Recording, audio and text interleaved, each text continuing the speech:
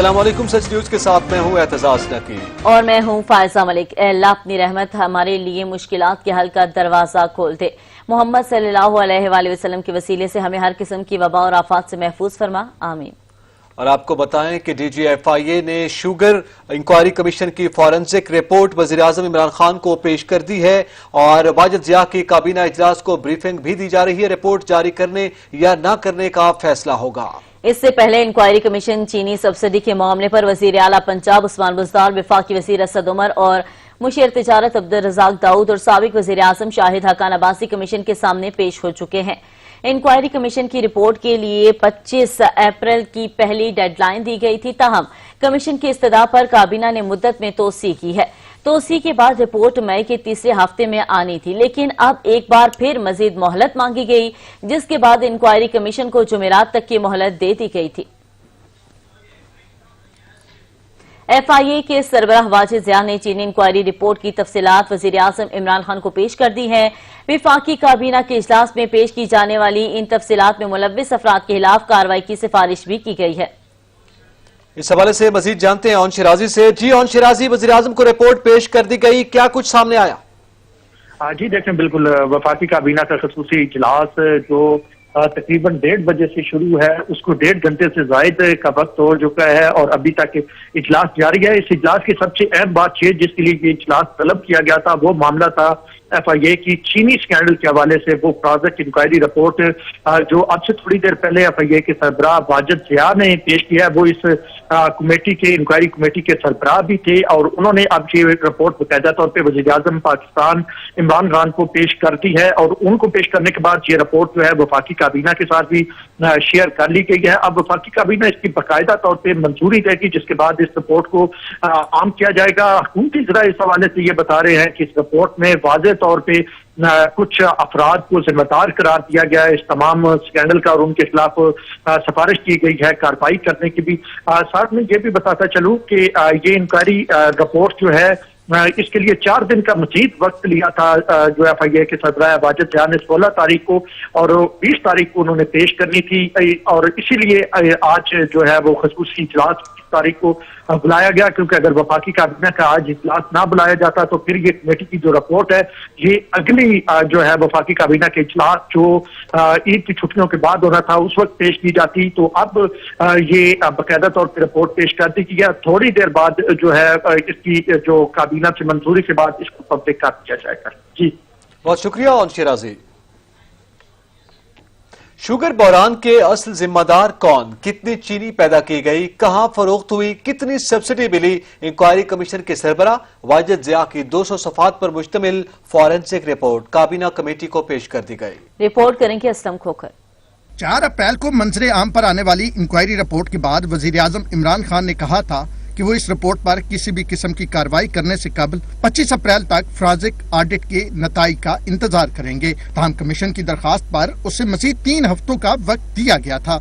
सराय के मुताबिक आटे और चीनी के बहरान के बारे में जो तहकीकाती रिपोर्ट तैयार की गई थी और उसमें जिन जिम्मेदारों का तयन किया गया था, फोरेंसिक ऑडिट रिपोर्ट में उसकी तस्दीक हुई है, जबकि वफाकी काबीना को ब्रीफिंग में इस तहकीकाती टीम के सरबराह जिम्मेदारों के खिलाफ कार्रवाई से मुतल्लिक सिफारिशात भी देंगे। तहकीकाती रिपोर्ट के बारे में मुतज़ाद राय मौजूद हैं, जिनमें से एक ये है कि रिपोर्ट लीक करवाई गई है, जिसकी तस्दीक तहरीक इंसाफ के अहम रहनुमा और मुबैना तौर पर चीनी बहरान के अहम किरदार जहांगीर तरीन ने की है। उन्होंने इसके इल्जाम वजीर आजम के प्रिंसिपल सेक्रेटरी आज़म खान पर आयद किया है।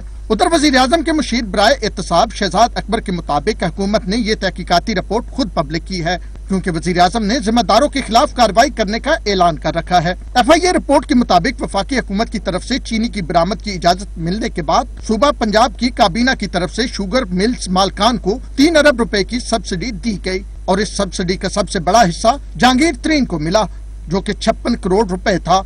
जहांगीर तरीन मुल्क में 6 शुगर मिल्स के मालिक हैं, जबकि पूरे मुल्क में शुगर मिल्स की तादाद 80 से ज्यादा है।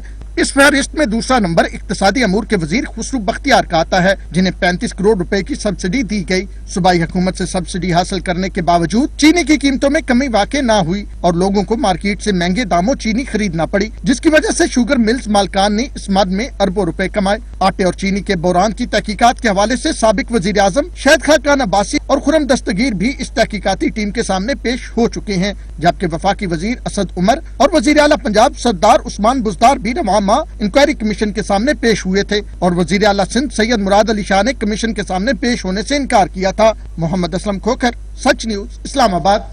वज़ीर आला सिंध सैयद मुराद अली शाह ने अवाम से ईद सादगी से मनाने की अपील कर दी। कहते हैं मुखालिफत करने वालों ने भी कहा लॉकडाउन से फायदा हुआ।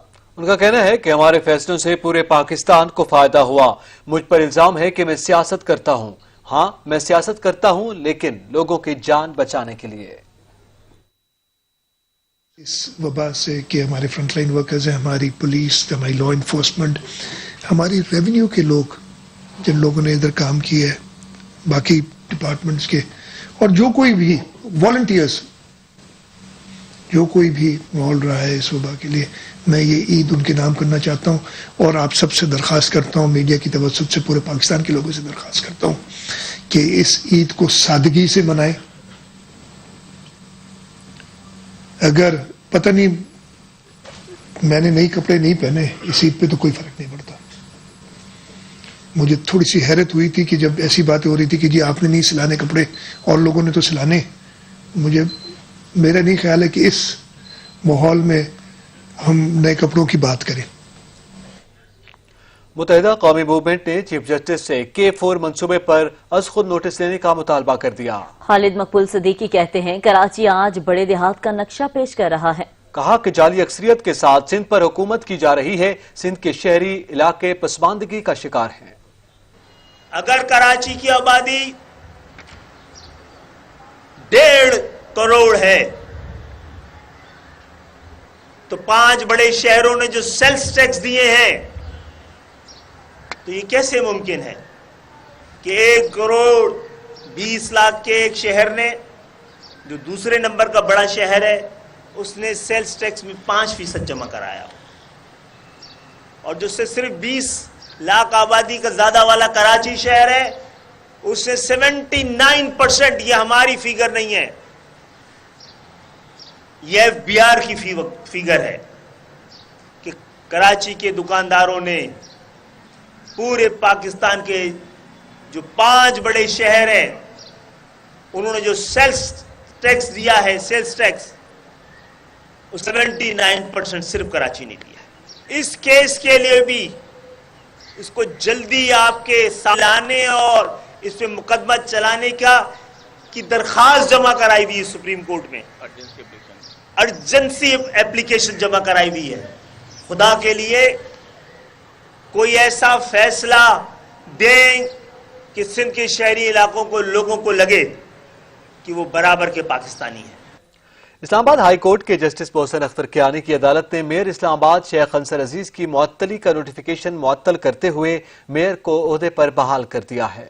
इस्लामाबाद हाई कोर्ट के जस्टिस मोहसिन अख्तर कियानी ने शेख अंसर की बतौर मेयर इस्लामाबाद मुअत्तली से मुतालिक दरखास्त पर समाअत की। Secretary local government commission Ali Sufiyan अदालत के सामने पेश हुए।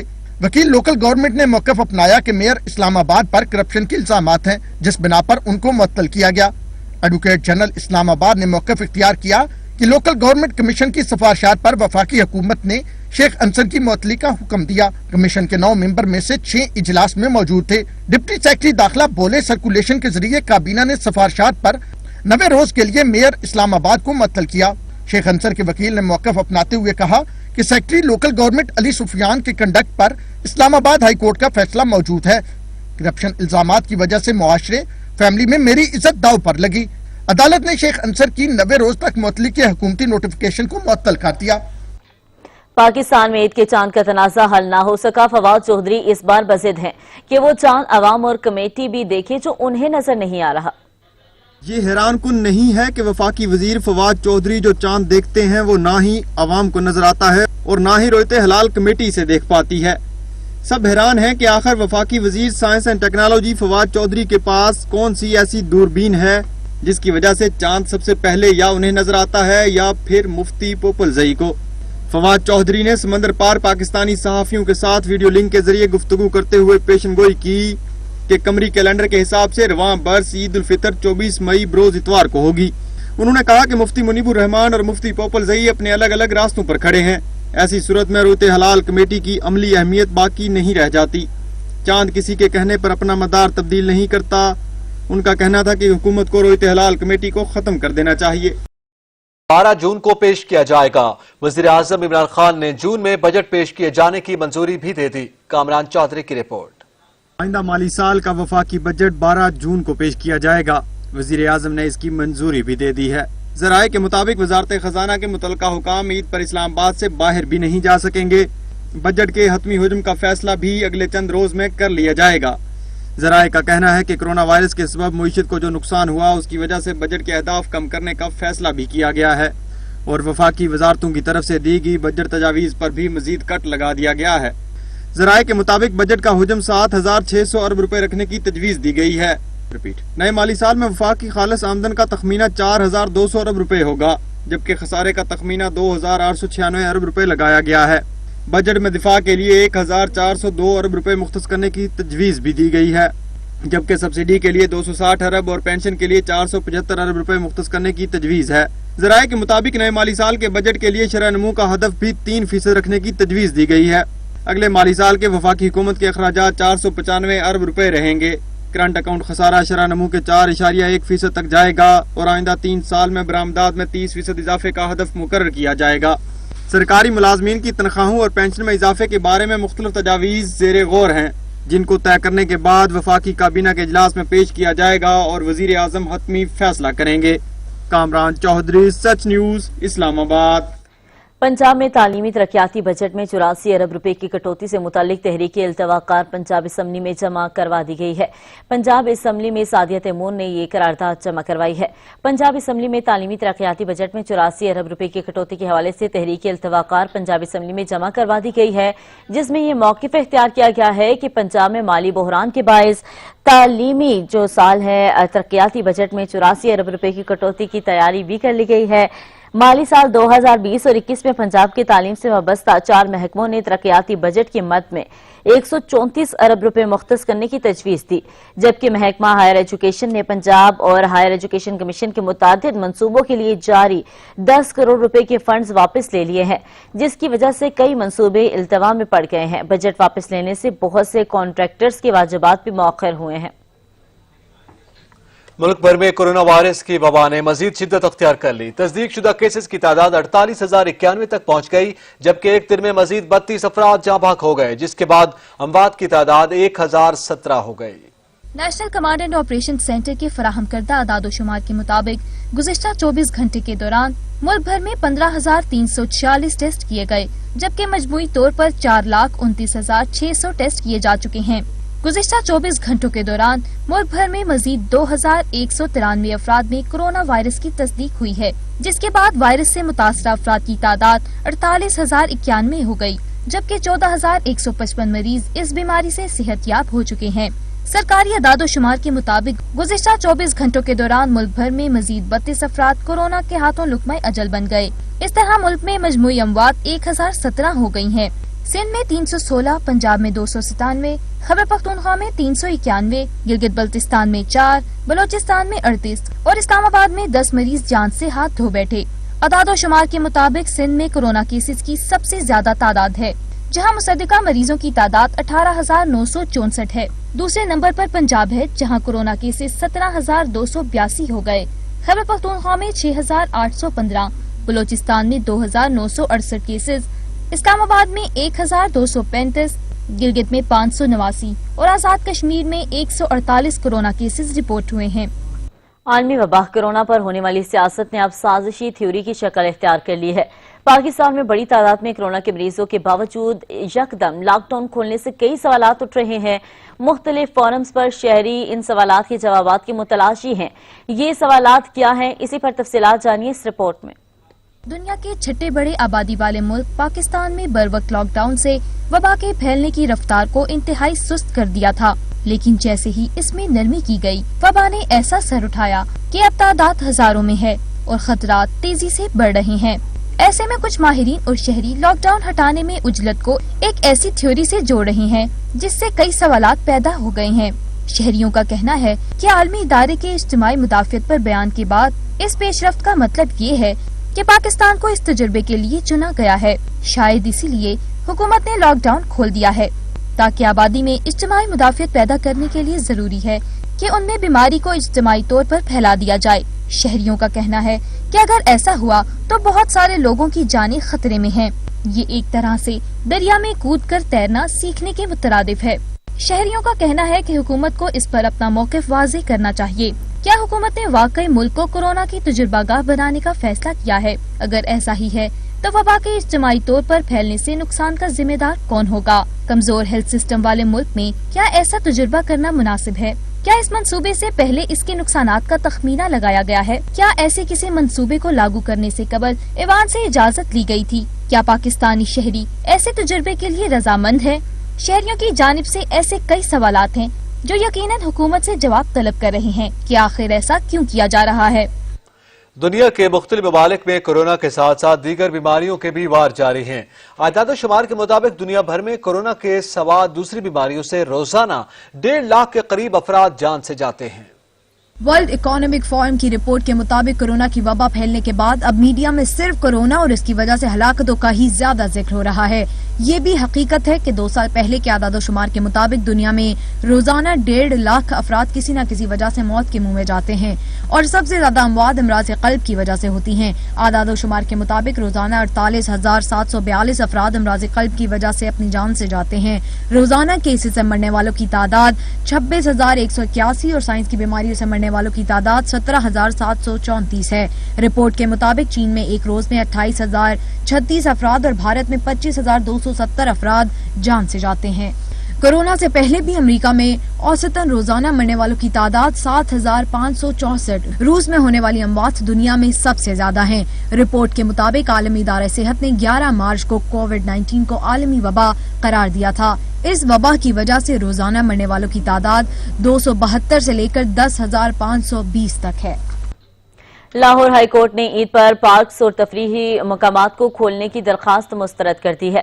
Chief justice Lahore high court justice Qasim Khan نے درخواست پر سماعت کی۔ عدالت نے قرار دیا ہے کہ کیا آپ مجھ سے بچوں کو مارنے کا لائسنس لینا چاہتے ہیں؟ کورونا کا معاملہ سپریم کورٹ میں زیر سماعت ہے۔ کورونا کی وبا سنگین صورتحال اختیار کر چکی ہے، پارکوں کو کھولنے کی اجازت کیسے دے دے؟ دلائل کے بعد عدالت نے عید پر پارکوں اور تفریحی مقامات کو کھولنے کی درخواست کو مسترد کر دیا ہے۔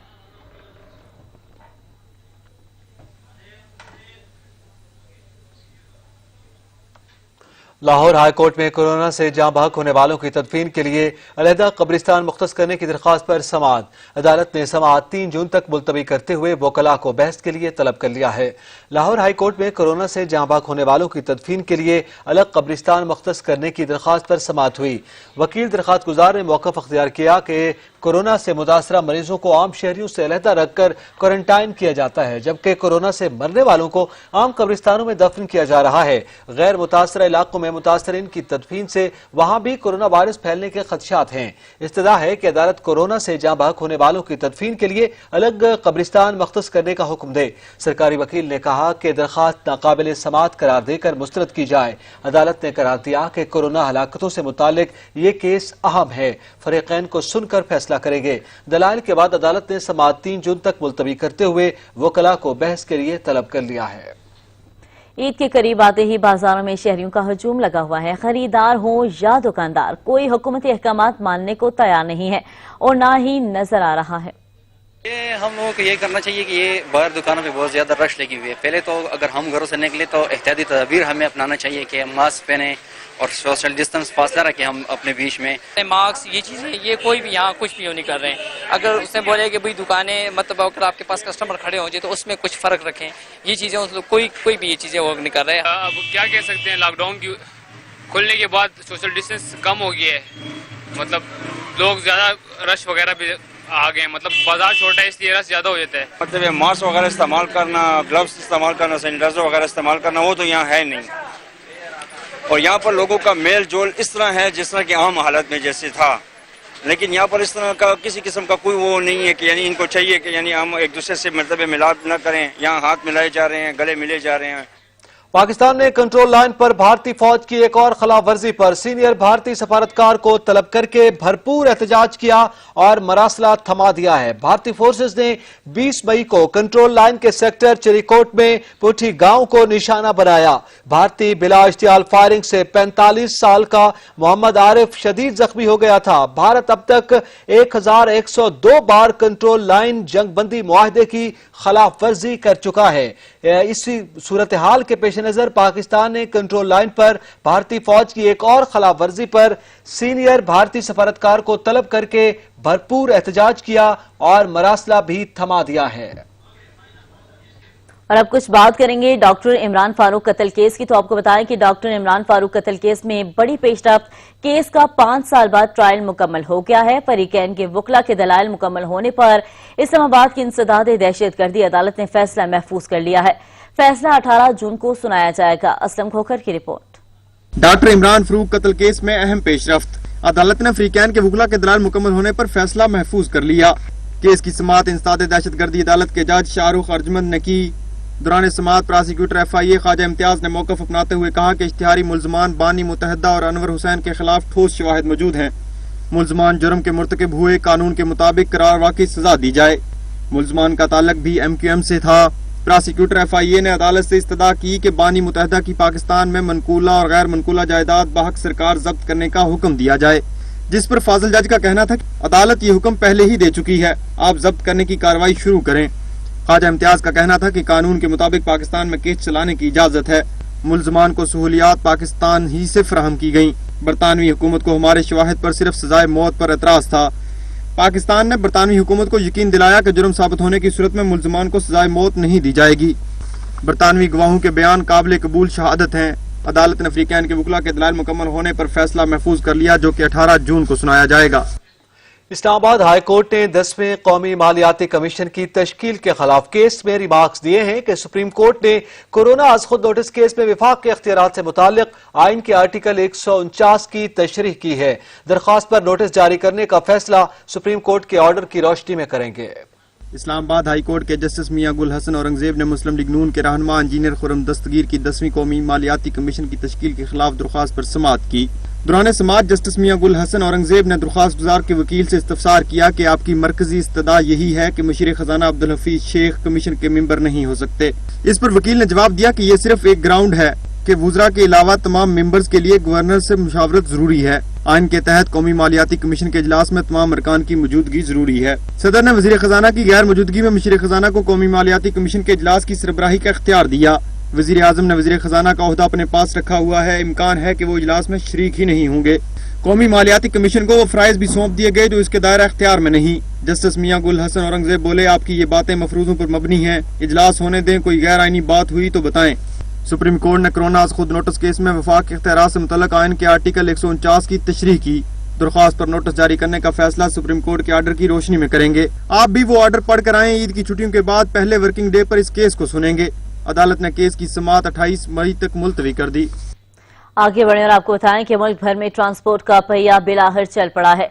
परदेसियों की बड़ी तादाद अहले खाना के साथ ईद मनाने निकल पड़ी है।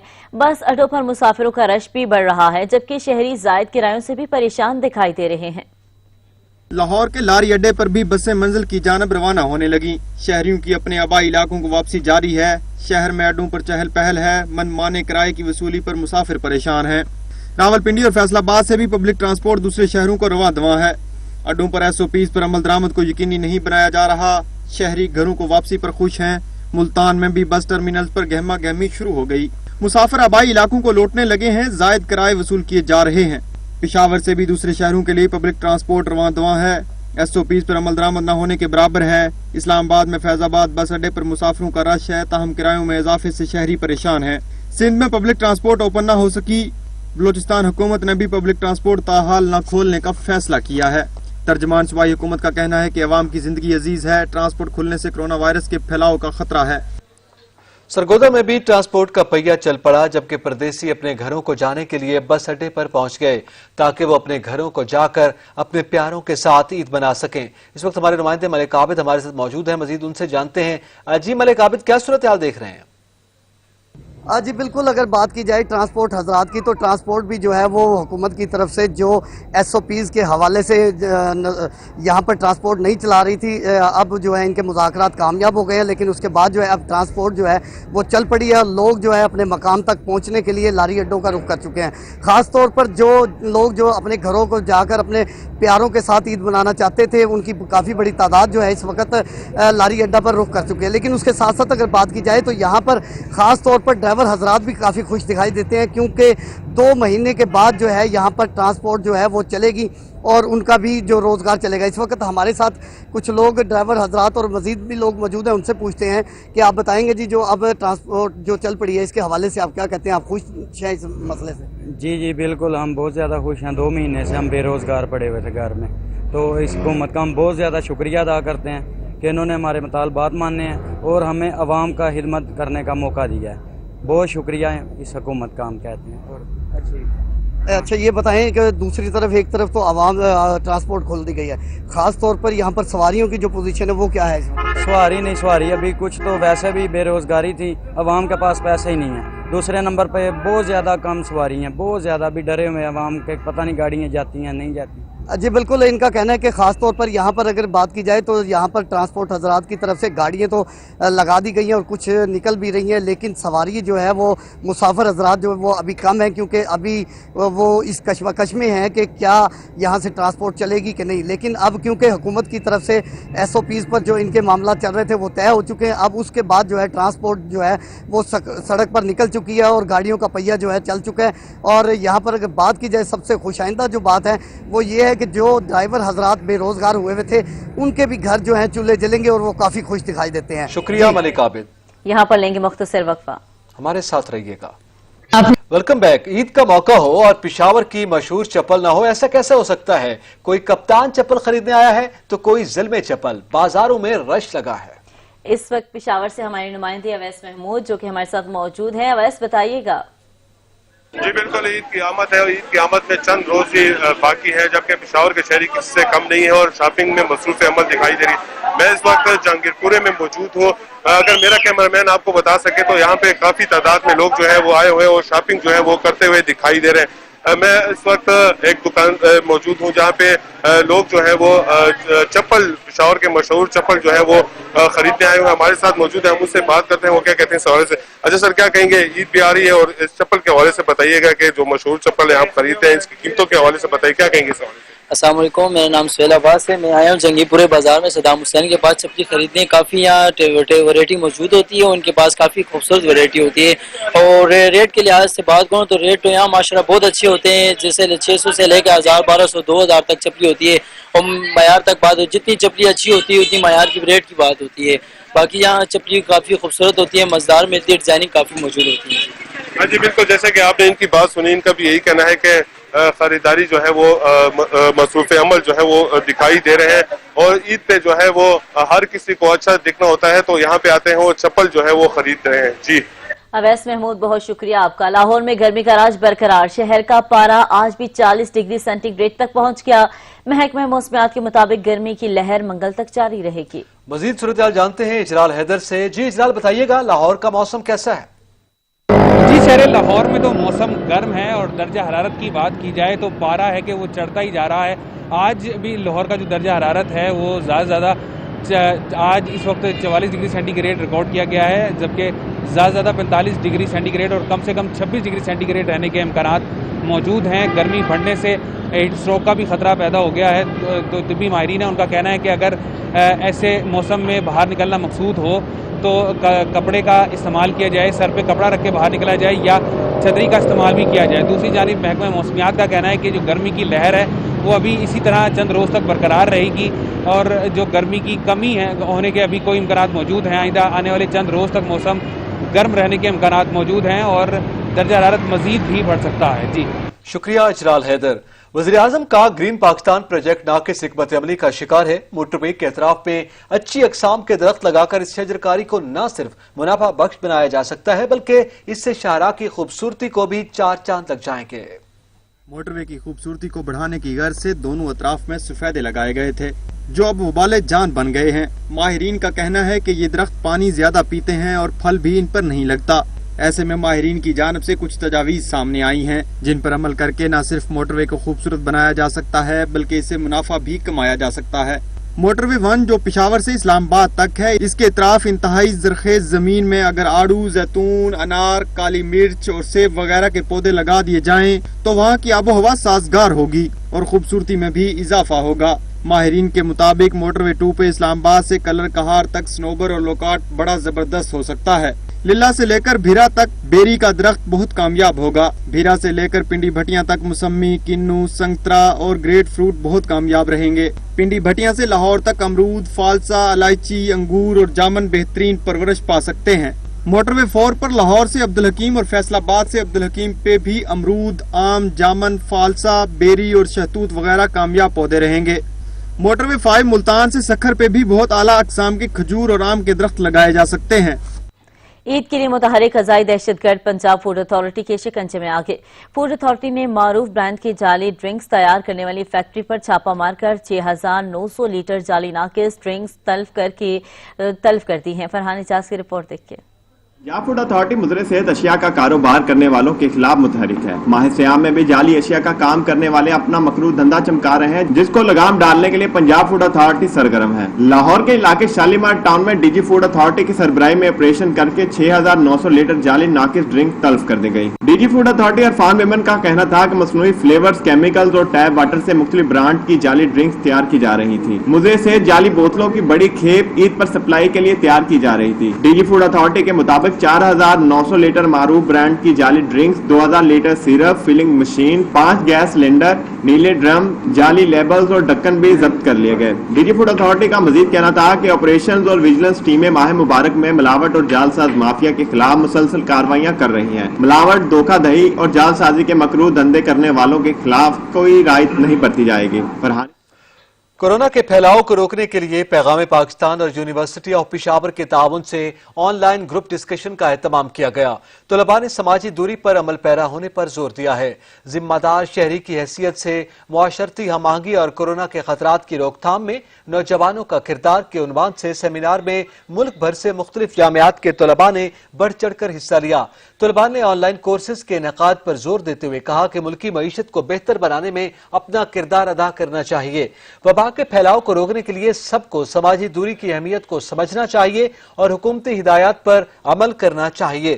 مقررین کا کہنا تھا کہ کورونا سے متعلق سب کو اپنے علاقوں میں آگاہی مہم چلانی چاہیے اور بحیثیت ذمہ دار شہری اس مشکل وقت میں اپنی حکومت اور قوم کا ساتھ دینا چاہیے۔ کراچی سے آپ کو خبر دیں گے۔ آپ کو بتائیں کہ کراچی سے ایک روز میں 5 افراد کی تشدد زدہ لاشیں ملی ہیں۔ ڈیفنس فیز 6 میں سے میاں بیوی کی گلا کٹی لاشیں، سرجانی، کلفٹن اور ملین ماڈل کالونی سے بھی 3 افراد کی لاشیں ملی ہیں۔ پولیس کے مطابق گھر سے دونوں لاشوں کے علاوہ ایک 20 سالہ شخص زخمی حالت میں بھی ملا ہے۔ ہلاک ہونے والوں کی لاشیں اور زخمی کو جناح اسپتال منتقل کر دیا گیا ہے۔ مقتولین کی شناخت 85 سالہ جاوید اور اہلیہ 80 سالہ سلمہ کے ناموں سے کی گئی ہے۔ S S P south Shiraz Nazir کا کہنا ہے کہ میاں بیوی کو چھریوں کے وار سے قتل کیا گیا ہے۔ پولیس نے جائے وقوع سے گھریلو ملازم کو آلائے قتل سمیت حراست میں لے لیا۔ واقعے میں زخمی شخص نے اپنا نام 20 سالہ عمر فاروق بتایا ہے جو مقتولین کا میل نرس ہے۔ ملیر ماڈل کالونی سے ایک شخص کی لاش ملی جس کی شناخت نہیں ہو سکی، جبکہ کلفٹن کے علاقے عبداللہ شاہ غازی مزار کے قریب سے بھی ایک لاش برآمد ہوئی ہے۔ سرجانی 63 ٹاؤن ندی سے بیگ سے برآمد ہونے والی لاش کی شناخت فرد کے نام سے ہوئی ہے۔ ملزم نے مقتول فرد کو گلا دبا کر قتل کرنے کے بعد بیگ میں ڈال کر ندی میں پھینکا ہے۔ مقتول کی لاش شارع نور جان تھانے سے گرفتار ملزم اویس کی نشاندہی پر برآمد کی گئی ہے۔ ملزم مقتول کا رشتہ دار ہے۔ واقعے کی مزید تفتیش کی جا رہی ہے۔ اشرف سولنگی، سچ ٹی وی، کراچی۔ بیت المقدس یروشلم فلسطین کا شہر اور دارالحکومت ہے۔ یہ یہودیوں، مسیحیوں اور مسلمانوں تینوں کے نزدیک مقدس ہے۔ یہاں حضرت سلیمان علیہ السلام کا تعمیر کردہ ہیکل سلیمانی تھا۔ حضرت عیسیٰ علیہ السلام کی پیدائش بھی اسی شہر میں ہوئی۔ یہی ان کی تبلیغ کا مرکز تھا۔ مسلمان تبدیلی قبلہ سے قبل تک اسی کی طرف رخ کر کے نماز ادا کرتے تھے۔ बैतुल मुक़द्दस को अल कुद्स भी कहते हैं। सरजमीन मुक़द्दस फ़लस्तीन और बैतुल मुक़द्दस पर मुसलमानों की हुकूमत 1236 साल यानी 12 सदियों और 3.5 अशरों से ज़ायद तवील अरसे तक रही है। बैतुल मुक़द्दस को इब्रानी ज़बान में यरूशलेम कहते हैं। ये नाम पूरे शहर के लिए इस्तेमाल होता है। हजरत सुलेमान अलैहिस्सलाम के हुक्म से मस्जिद और शहर की तामीर की गई, इसलिए यहूदी मस्जिद बैतुल मुक़द्दस को हैकल सुलेमानी कहते हैं। 586 कब्ल मसीह में शाह बाबुल बख्त नस्र में मस्मार कर दिया था और 1 लाख यहूदियों को गुलाम बनाकर अपने साथ इराक ले गया था। 539 कब्ल मसीह में शहनशाह फारिस रोश कबीर ने बाबुल फतह करके बनी इसराइल को फलस्तीन वापस जाने की इजाजत दे दी। यहूदी हुक्मरान हेरोद आज़म के जमाने में यहूदियों ने बैतुल मुक़द्दस शहर और हैकल सुलेमानी पर तामीर के लिए यरूशलेम पर दूसरी तबाही रोमियों के दौर में नाजिल हुई। रूमी जनरल टाइटस ने 70 ईस्वी में यरूशलेम और हैकल सुलेमानी दोनों मस्मार कर दिए। 137 कब्ल मसीह में रूमी शहनशाह हेड्रेन ने फसादी यहूदियों को बैतुल मुक़द्दस और फलस्तीन से जला वतन कर दिया। 4वीं सदी ईस्वी में रोमियों ने ईसाईयत कबूल कर ली और बैतुल मुक़द्दस में गिरजे तामीर किए। 624 ईस्वी में हुजूर आका करीम सल्लल्लाहु अलैहि वसल्लम मेराज के सफर तक बैतुल मुक़द्दस ही मुसलमानों का क़िबला था। 639 ईस्वी अहद फारूकी में ईसाइयों से एक मुआहदे के तहत बैतुल मुक़द्दस पर मुसलमानों का कब्जा हो गया। 1099 में पहली सलेबी जंग के मौके पर यूरोपी सलेबियों ने बैतुल मुक़द्दस पर कब्जा करके 70,000 मुसलमानों को शहीद कर दिया। 1187 में सुल्तान सलाहुद्दीन अय्यूबी ने बैतुल मुक़द्दस को ईसाइयों के कब्जे से छुड़ाया। पहली जंग अज़ीम दिसंबर 1917 के दौरान में अंग्रेजों ने बैतुल मुक़द्दस और फलस्तीन पर कब्जा करके यहूदियों को आबाद होने की आम इजाजत दे दी। यहूद और नसरा की साजिश के तहत नवंबर 1947 में अक़वाम मुत्तहिदा की जनरल असम्बली ने धांधली से काम लेते हुए फलस्तीन अरबों और यहूदियों में तकसीम कर दिया। जब 14 मई 1948 को यहूदियों ने इसराइल के क़याम का ऐलान किया तो पहली अरब इसराइल जंग छिड़ गई। इस जंग के नतीजे में इसराइली फलस्तीन के 78% रकबे पर काबिज हो गए। यहूदियों के बकौल 70 की तबाही से हैकल सुलेमानी की एक दीवार का कुछ हिस्सा बचा हुआ है, जहां 2000 साल से यहूदी ज़ायरीन आकर रोया करते थे, इसलिए इसे दीवार गिरिया कहा जाता है। अब यहूदी मस्जिद अक्सा को गिराकर हैकल तामीर करने के मंसूबे बनाते रहते हैं। इसराइल ने बैतुल मुक़द्दस को अपना दारुल हुकूमत भी बना रखा है, जिसकी अमेरिका के सदर डोनाल्ड ट्रंप ने हिमायत भी कर दी है और अपना सफारत खाना भी यही मुंतकिल करवा रहे हैं। आज मुसलमानों के क़िबला अव्वल पर दुश्मनान इस्लाम ने न सिर्फ जबरदस्ती कब्जा कर लिया है बल्कि इसे एक गैर मुतनाज़ा इलाका करार दिलवा रहे हैं। कहते हैं अर्ज़ मुक़द्दस ख्वाब है और इसकी ताबीर के लिए जहां दुनिया भर में मुसलमान बरसरे पेकार हैं, वहां बच्चों की भी ऑनलाइन मुहिम जारी है। छोटे छोटे बच्चे अपने मुनफरिद और निराले अंदाज में अपने फलस्तीनी भाइयों से इज़हार यकजहती कर रहे हैं। आलमी यौमुल कुद्स की तकरीब कल मुनक्किद की जाएगी। मैं फलस्तीन हूँ, मैं फलस्तीन हूँ, मैं फलस्तीन हूँ, मैं फलस्तीन हूँ, बाखुदा मैं कज़ाए शयातीन। बिस्मिल्लाहिर्रहमानिर्रहीम। मेरा नाम अली जवाद जवानी है और मैं कराची में रहता हूँ। यौमुल कुल यौम अल्लाह है, यौमुल कुल यौम दीन है, यौमुल कुल यौम मजलूम है। कोरोना की आलमी वबा ने दुनिया के बेशतर मुल्कों की मईशत को हिला कर रख दिया है। थाईलैंड के शहरी जरूरियात पूरी करने के लिए घरों में रखा सोना बेचने लगे हैं। थाईलैंड में सोना बेचने वालों का रश देखकर वजीर आजम को भी जरूरियात के मुताबिक गोल्ड बेचने की अपील करना पड़ी। घरों में फाके आए तो लोग सोना बेचना शुरू हो गए। बैंकॉक में सोने की कीमत बढ़ते ही शहरी घरों में रखे हुए सोने को बेचने के लिए सुनारों के पास जा पहुँचे। शहरी लाइनों में लगकर सोना फरोख्त करते दिखाई दिए। लोगों के मुताबिक कारोबार बंद होने की वजह से रोजमर्रा जरूरियात पूरी करना मुश्किल हो गया। जिंदगी का पहिया चलाने के लिए सोना बेच रहे हैं। लोगों के रश के बाइस थाईलैंड के वजीर आजम ने अपील की कि एकदम सोना फरोख्त न किया जाए, सिर्फ जरूरत का सोना बेचा जाए, क्योंकि दुकानदारों के पास देने के लिए पैसे नहीं बचेंगे। थाईलैंड ही नहीं, भारत समेत दीगर मुल्कों में भी सोने की फरोख्त का रुझान बढ़ने का खदशा है। नौकरी जाने और तनख्वाह में कटौती के बाद लोग सोना खरीदने नहीं बेचने निकलेंगे। वर्ल्ड गोल्ड काउंसिल के मुताबिक कोरोना के 22 रवां साल घरों में रखे सोने में रिकॉर्ड कमी का इम्कान है। 2019 में 119.5 लाख टन सोना घरों से बाहर आया। 2018 के मुकाबले में 37% ज्यादा है। अब इस साल नया रिकॉर्ड कायम होने जा रहा है।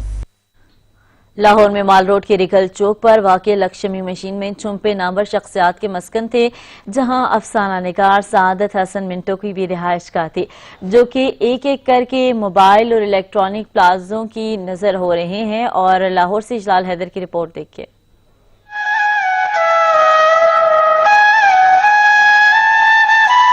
لاہور میں ریگل چوک پر واقع لکشمی مینشن میں چھپے نامور شخصیات کے مسکن ایک ایک کر کے گرائے جا رہے ہیں اور موبائل اور الیکٹرانک پلازوں کی نظر کیے جا رہے ہیں، جن میں پاکستان اردو کے موسپا شہرۂ آفاق افسانہ نگار سعادت حسن منٹو کی سابقہ رہائش بھی شامل ہے، جس کے آثار اب مٹتے جا رہے ہیں۔ لکشمی مینشن میں قیام پاکستان کے بعد اردو کے لیجنڈ افسانہ نگار سعادت حسن منٹو نے اپنی اہلیہ اور 1 سالہ بڑی بیٹی نگہت بشیر کے ساتھ آ کر اس مینشن کے ایک فلیٹ میں سکونت اختیار کی۔ بٹوارے کے موضوع پر لکھا گیا منٹو کا شاہکار تاریخی افسانہ توبہ ٹیکسنگ بھی اسی گھر میں تخلیق ہوا۔ مایا ناز خاتون مورخ عائشہ جلال کے والد حامد جلال بھی منٹو کے گھر کے اوپر والے فلور میں رہتے تھے، جو اب ٹچ موبائل کی دکانوں میں کہیں کھو چکا ہے۔